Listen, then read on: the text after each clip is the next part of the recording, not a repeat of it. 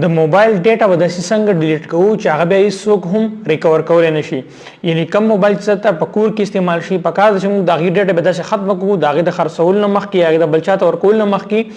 چې هغه داسې شي چې د هغې کومه ډیټا چې وي په کوم عکسونه اخیستی شوي وي کوم ویډیوګانې شوي وي څونه څه په موبایل کې شوي هغه څوک هم بیرته نشي ریکور کولی بیرته څوک نشي ترلاسه کولی. یعنې ډیلیټ کولو نه پس هم هغه څوک نشي ترلاسه کولی. ما یو ویډیو جوړه کړې وه چې د کور دا کوم ویډیوګانې چې د څنګه لیک کېږي نو په هغې کې ما یو دا خبره کړې وه چې دا کوم ډیټا چې د خلک واپس ریکور کوي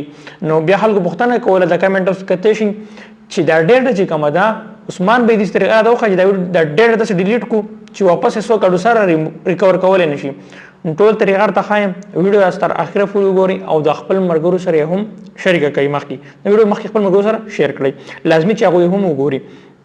اوس ګورئ دلته کې ما سره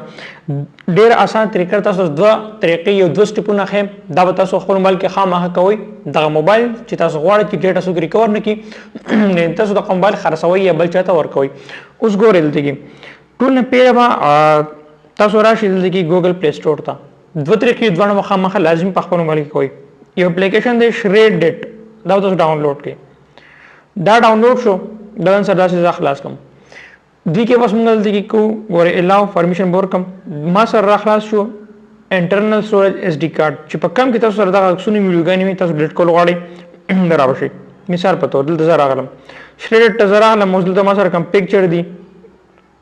دلته ګورئ ما پکچر باندې کلیک وکړو او دا باندې سره داسې کولا وکړه. اوس دا ختموم ګورئ که زه ټوټل سلیکټ کوم یا یو عکس ما سلیکټ کو او اوس زه دا ختمول غواړم زه به وکړم داسې دا چې ما دا سلیکټ کړه اوس به دې سره زه څه کوم دا په دې اپشن به زه کلیک وکړم دلته کې ګورئ په دې به کلیک وکړم او په دې اوکې به کړم نو دا راغله دا ختم شو. دا چې کوم ختم شي نو دا بیا نه ریکور کېږي. دلته ګورئ تاسو چې کوم عکسونه ویډیوګانې هغه تاسو دې نه په دې اپلیکیشن سره ختمې کوئ. دویمه طریقه به تاسو څه وکړئ تاسو به راشئ دې موبایل ته سیټینګ به ځان سره داسې خلاص کړئ. په سیټینګ کې به تاسو څه کوئ ښه طریقه دا ده چې دویمه طریقه تاسو ښه لازمي په خپل موبایل کې وکړئ. داسې به وکړئ تاسو به راشئ دلته کې سیسټم ته یا تاسو په باره په سرچ کې ولیکئ فیکټري ریسیټ یعنې خپل موبایل موږ یو ځل فیکټري ریسیټ کوو یعنې ساده الفاظو کې موږ وایو فارمیټ کوو موبایل دا چې فارمیټ شي نو بیا ډیټا نه ریکور کېږي. یو ځل دوه ځل تاسو دا موبایل فارمیټ کړئ د هغې نه پس دا خرڅوئ یا بل چا ته دا تاسو ورکوئ. نو ګورئ دلته کې زه اوس وګورم دلته کې به زه راشم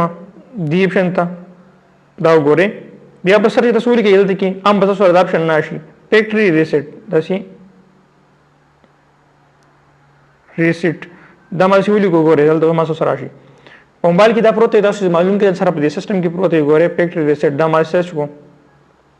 دې ځای نه ما ته راغلی سرچ کوم دا ګورئ اریز آل ډیټا فیکټري ریسیټ دا وګورئ ما ته اپشن داسي اپلا کې دا اپشن دی اریز آل ډیټا فیکټري ریسیټ اوس ګورئ که زه په اریز ډیټا کلیک وکړم دلته ما سره پاسورډ راشي زه خپل پاسورډ ولګوم زما موبایل چې کوم دی به ټول بند شي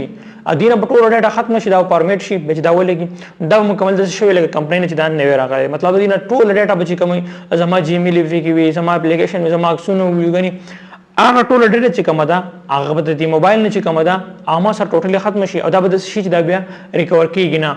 نو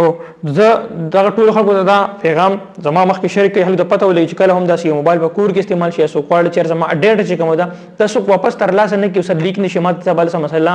څه بلیک میلینګ څه مسله جوړه نه شي. نو هغه ټول نه پیله داسې دا دوه طریقې په خپل موبایل کوئ د هغې نه پس هغه موبایل بل چا ته ورکوئ یا هغه تاسو خرڅوئ. او امید لرم ویډیو خوښ شوي او ویډیو سره لایک کړئ د خپل ملګرو سره هم شریکه کړئ. انشاءالله ملاقات به کېږي په بل نوي ویډیو کې د لوی الله په امان.